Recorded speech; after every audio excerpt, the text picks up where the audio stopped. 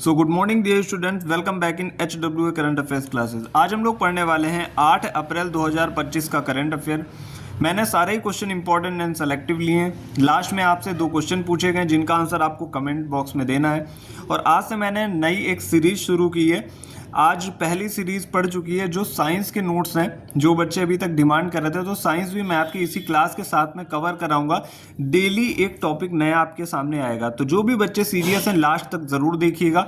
अगर आप RRB group D का एग्ज़ाम देने वाले हैं तो काफ़ी आपके लिए हेल्पफुल रहेगा। तो चलिए बिना किसी टाइम वेस्ट के शुरू करते हैं आज की अपनी मोस्ट इंपॉर्टेंट क्लास। पहला क्वेश्चन आपके सामने है, हाल ही में माधवपुर घेड़ मेला कहाँ प्रारंभ हुआ? तो ये प्रारंभ हुआ है पोरबंदर, गुजरात में। भगवान श्री कृष्ण तथा रुक्मणी जी के विवाह को समर्पित है, यानी कि इसमें भगवान श्री कृष्ण और रुक्मणी जी के विवाह को दर्शाया जाता है। और ये रामनवमी को भी शुरू हुआ था और 5 दिन तक चलेगा। अब बात हुई है प्रमुख मेले की, तो बात कर लेते हैं कुछ महत्वपूर्ण मेले और त्यौहार की, जैसे कि पुष्कर मेला राजस्थान में आयोजित होता है, सूरज कुंड मेला हरियाणा का है, अंबुबाची मेला असम का है और जौनबिल मेला भी असम का है। वहीं बात कर लेते हैं कुछ त्योहारों की, जैसे कि हरेली त्यौहार, पोला और छेरा छेरी छत्तीसगढ़ के हैं। माधवपुर मेला मैंने अभी आपको बताया गुजरात का है। चैत्र नवरात्र मेला हिमाचल प्रदेश का है। नुआखाई उत्सव उड़ीसा का है। तो ये था पहला क्वेश्चन। बात करते हैं दूसरे क्वेश्चन की। तो अब हम आ चुके हैं सेकंड नंबर के क्वेश्चन पे। बात कर लेते हैं, हाल ही में हितेश गुलिया विश्व मुक्केबाजी कप 2025 में गोल्ड जीतने वाले प्रथम भारतीय हैं। यह प्रतियोगिता कहाँ हुई? तो ये प्रतियोगिता हुई है ब्राज़ील में। और जो हितेश गुलिया हैं इन्होंने भाग लिया था 70 किलोग्राम भार वर्ग में। और इस प्रतियोगिता में, संपूर्ण प्रतियोगिता में भारत ने जीते हैं कुल 6 मेडल, जिसमें 1 गोल्ड है, 1 सिल्वर है और 4 ब्रॉन्ज हैं। बात करते हैं ब्राज़ील की, तो ब्राज़ील की कैपिटल हो जाती है ब्राज़ीलिया। और आपको पता होगा कि ब्राज़ील जो है कहवा कॉफ़ी उत्पादन में नंबर 1 पे है। और यहाँ पे जो कॉफ़ी के बागान हैं इनको फैजेंडा कहा जाता है। ये स्टैटिक जीके के टॉपिक हैं, ऐसे करके आपके बहुत सारे पॉइंट्स क्लियर हो जाते हैं।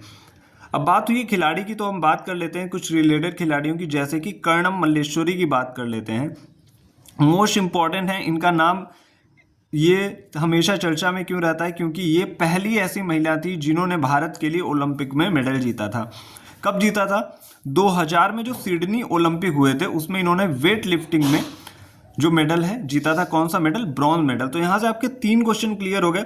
आपसे क्वेश्चन पूछा जा सकता है कि प्रथम महिला जिन्होंने ओलंपिक में भारत के लिए पदक जीता वो है कर्णम मल्लेश्वरी, और इनका संबंध किस खेल से है? इनका संबंध है वेट लिफ्टिंग से। और कौन सा पदक जीता था? तो ब्रॉन्ज पदक जीता था। 3 क्वेश्चन आपके रेडी हो गए। बात कर लेते हैं केडी जाधव की।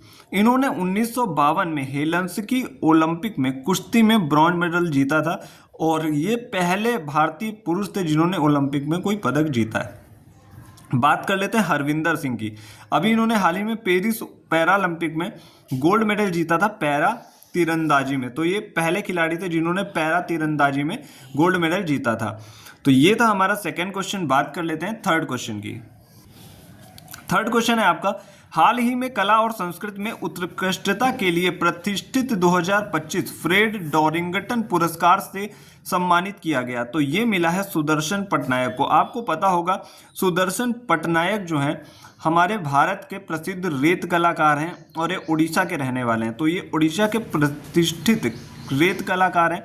यह पुरस्कार इनको भगवान गणेश की 10 मीटर ऊंची रेत की प्रतिमा बनाने के लिए मिला है। बात करते हैं, अभी इन्हें 2014 में पद्मश्री पुरस्कार भी मिला था। तो ये था हमारा थर्ड क्वेश्चन। चलते हैं फोर्थ क्वेश्चन की तरफ। तो हम आ चुके हैं फोर्थ क्वेश्चन पे। फोर्थ क्वेश्चन क्या है हमारा, हाल ही में किस जहाज पर पहला त्रिसेवा महिला वैश्विक परिक्रमा अभियान समुद्र प्रदक्षिणा मुंबई से रवाना किया गया? तो ये INS त्रिवेणी से रवाना हुआ है। यह अभियान मुंबई से सेशेल्स तक जाएगा और 55 दिनों में 4000 समुद्री मील की यात्रा पूरी करके वापस मुंबई आएगा। और आप लोगों ने सुन रखा INS की फुल फॉर्म होती है इंडियन नेवल शिप। अब हम बात कर लेते हैं कुछ महत्वपूर्ण इंडियन नेवल शिप की, जैसे कि INS विक्रांत की बात करें तो ये भारत का पहला स्वदेशी विमान वाहक पोत था। INS अर्नला की बात करें तो ये देश की पहली एंटी सबमरीन कॉर्वेट थी।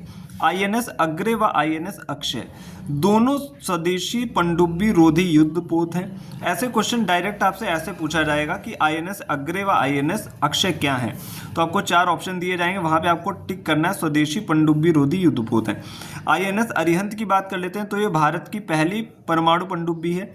INS अरिघात की तो भारत की दूसरी परमाणु पनडुब्बी है। INS तरंगिणी की बात करें तो एक प्रशिक्षण बोट है जिससे प्रशिक्षण दिया जाता है। अब हम बात करते हैं क्वेश्चन नंबर 5 की।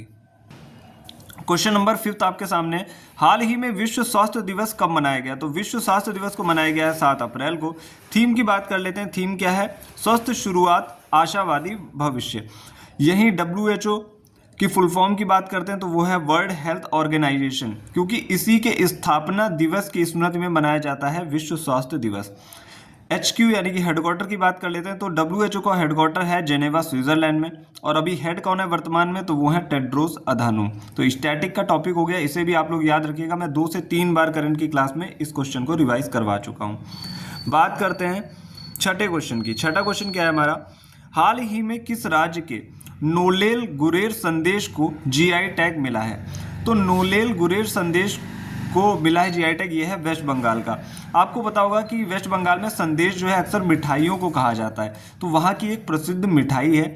और इसी के साथ ही अभी हाल ही में मैंने आपको एक क्वेश्चन पढ़ाया था, अमल साज चीकू जिसको भी GI टैग मिला है, ये कहाँ का है? गुजरात का है। और पनरूती काजू ये तमिलनाडु का है, जिसको भी हाल ही में GI टैग दिया गया है। GI की बात कर लेते हैं तो GI की फुल फॉर्म होती है जियोग्राफिकल इंडिकेशन। इसे लागू किया था 1999 में, सॉरी एक्ट था 1999, लागू किया था 2003 में। और पहला GI टैग किसे मिला था? तो दार्जिलिंग चाय को मिला था, जो कि वेस्ट बंगाल की है। ये मैंने कल क्वेश्चन भी पूछा था, कई बच्चों ने इसके सही आंसर भी दिए हैं। चलते हैं अगले क्वेश्चन की तरफ।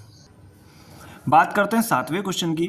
हाल ही में विश्व बैंक के सहयोग से पेंशन पर पहला अंतरराष्ट्रीय शोध सम्मेलन कहाँ हुआ है? तो ये न्यू दिल्ली में हुआ है। अब हम रिलेटेड कुछ पॉइंट्स डिस्कस कर लेते हैं, जैसे कि नई पेंशन स्कीम का नाम क्या है? तो वो है UPS, यूनिफाइड पेमेंट स्कीम।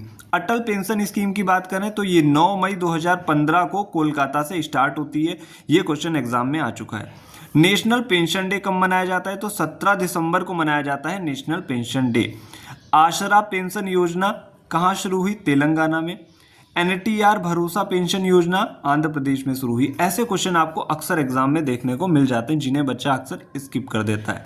जो बच्चे लास्ट तक क्लास लेते हैं डेली, उनको एग्जाम में करंट अफेयर से रिलेटेड कोई भी दिक्कत नहीं होने वाली है। चलते हैं अगले क्वेश्चन पर। क्वेश्चन नंबर 8 को डिस्कस कर लेते हैं। क्वेश्चन नंबर 8 की बात करें तो क्या है? हाल ही में किस राज्य ने 2 हड़प्पा स्थलों को संरक्षित पुरातात्विक स्मारक घोषित किया है? तो ये हरियाणा ने घोषित किया है। कौन कौन से हैं? मिताथल और तिघराना, 2 ये पुरातात्विक जो है हड़प्पा स्थल हैं। इनका उद्देश्य क्या है? इनको जो है पुरातात्विक स्मारक क्यों घोषित किया गया है? इन प्राचीन बस्तियों को अतिक्रमण व क्षति से बचाया जाए, इसलिए। बात करते हैं क्वेश्चन नंबर 9 की। क्वेश्चन नंबर 9 क्या है? हाल ही में T20 में 13,000 रन बनाने वाले पहले भारतीय कौन बन गए हैं? तो ये बन गए हैं विराट कोहली, और इन्होंने यह मुकाम हासिल किया क्रिस गेल के बाद। क्रिस गेल सबसे पहले बल्लेबाज है जिन्होंने T20 में सबसे कम टाइम में 13,000 रन पूरे किए।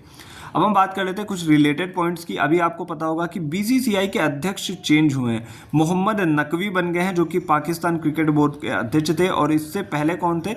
इससे पहले थे, आपको पता होगा, देवजीत सैंकिया। अब हम बात कर लेते हैं इरा जाधव की, जिन्होंने अंडर 19 में तीसरा शतक लगाया है, और ये पहली भारतीय महिला बन गई हैं। स्मृति मंधाना की बात करें तो इन्होंने एक कैलेंडर ईयर में 4 शतक लगाए हैं, जिससे ये प्रथम महिला बन गई हैं 4 शतक लगाने वाली। बात करते हैं अगले क्वेश्चन की, क्वेश्चन नंबर 10 की। तो बात हुई है 10 क्वेश्चन की। हाल ही में ISSF यानी कि इंटरनेशनल शूटिंग स्पोर्ट फेडरेशन विश्व कप 2025 में रुद्राक्ष पाटिल ने कौन सा पदक जीता? तो इन्होंने जीता है gold medal. ISSF world cup 2025 कौन सा एडिशन था? 40वां एडिशन था। प्लेस यानी स्थान कौन सा था? Buenos Aires, Argentina. ISSF की फुल फॉर्म मैंने अभी आपको बताई, इंटरनेशनल शूटिंग स्पोर्ट्स फेडरेशन। स्थापना होती है 1907 में। हेडक्वार्टर है म्यूनिक, जर्मनी में। हेड हैं ल्यूसियाना रोजी। बात करते हैं 11वें क्वेश्चन की। 11वां क्वेश्चन क्या है? हाल ही में जारी नोमैड पासपोर्ट इंडेक्स 2025 में भारत का स्थान क्या है? तो नोमैड पासपोर्ट इंडेक्स में भारत का स्थान है 148वां। तो बात कर लेते हैं इस पासपोर्ट इंडेक्स में। आयरलैंड टॉप पे रहा है, सेकंड नंबर पे स्विट्जरलैंड और ग्रीस दोनों देश हैं, और भारत अपना है 148वें नंबर पर। अफगानिस्तान की बात करें तो अफगानिस्तान है 199 नंबर पे, यानी कि लास्ट नंबर पे। इसका बेस क्या है, आधार क्या है, जिसके आधार पे रैंकिंग प्रदान की जाती है? पहली बात तो आपका जो वीज़ा और पासपोर्ट है कितना पावरफुल है आपका पासपोर्ट, कि आपको कितने देशों में फ्री एंट्री मिलेगी, तो ये है पहला इसका पॉइंट। दूसरा है कि पासपोर्ट होने से जीवन कितना बेहतर है, जिस देश में लोग रहते हैं उनका जीवन कितना बेहतर है, इस आधार पे रैंकिंग प्रदान की जाती है। बात कर लेते हैं कुछ महत्वपूर्ण सूचकांक की, जैसे कि ग्लोबल फायर पावर इंडेक्स में भारत को चौथा स्थान मिला। ये इसलिए दिया जाता है किस देश की आर्मी कितनी पावरफुल है। भ्रष्टाचार धारणा सूचकांक की बात करें 2024 में तो 96 नंबर रहा, और इससे पिछली बार 2023 में भारत का स्थान था 93। विश्व खुशहाली सूचकांक 2025 में भारत का स्थान रहा 118वां। बात करते हैं 12वें क्वेश्चन की। तो अगला क्वेश्चन क्या है? 12 नंबर का क्वेश्चन है, हाल ही में straight thunder 2025A live fire अभ्यास किसने किया? तो ये चाइना ने किया है, ताइवान के पास। बात करते हैं आज के क्वेश्चन की। आज का मैंने एक ही क्वेश्चन आपसे पूछ रखा है, न्यू शेकेल किस देश की करेंसी है? तो न्यू शेकेल किस देश की करेंसी है, इसका आंसर आप लोग कमेंट बॉक्स में दे दीजिएगा। और आज हम लोग आज से शुरू करने वाले हैं साइंस के। ऐसे में शॉर्ट नोट्स में आपको काफ़ी चीज़ें कवर करा दूंगा जो आपके एग्जाम में काम आने वाली हैं। बात करते हैं प्रमुख पोषक पदार्थ और उनके कार्य की। अक्सर एग्जाम में एक नया क्वेश्चन यहां से जरूर आता है। विटामिन का कार्य क्या होता है? उपापचयी क्रियाओं का नियंत्रण व नियमन। प्रोटीन का कार्य क्या होता है? शरीर का निर्माण करना। वसा का कार्य होता है ऊर्जा उत्पादन।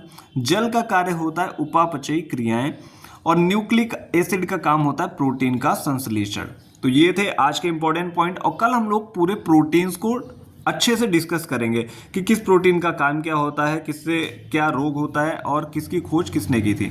आई होप आपको सेशन अच्छा लगा होगा। ज़्यादा से ज़्यादा अपने फ्रेंड सर्किल में शेयर करिएगा, क्योंकि इतने कम टाइम में इतनी सारी चीज़ें आपको कोई भी यूट्यूब चैनल नहीं कराता है। और जो भी क्वेश्चंस आपके आज की करंट में छूटे हैं वो मैं कल कवर करा दूंगा। और कल से एक और इम्पॉर्टेंट पॉइंट, कल से डोज 2 आएगा जिसमें विटामिन के बारे में हम लोग डिस्कस करेंगे। Thank you.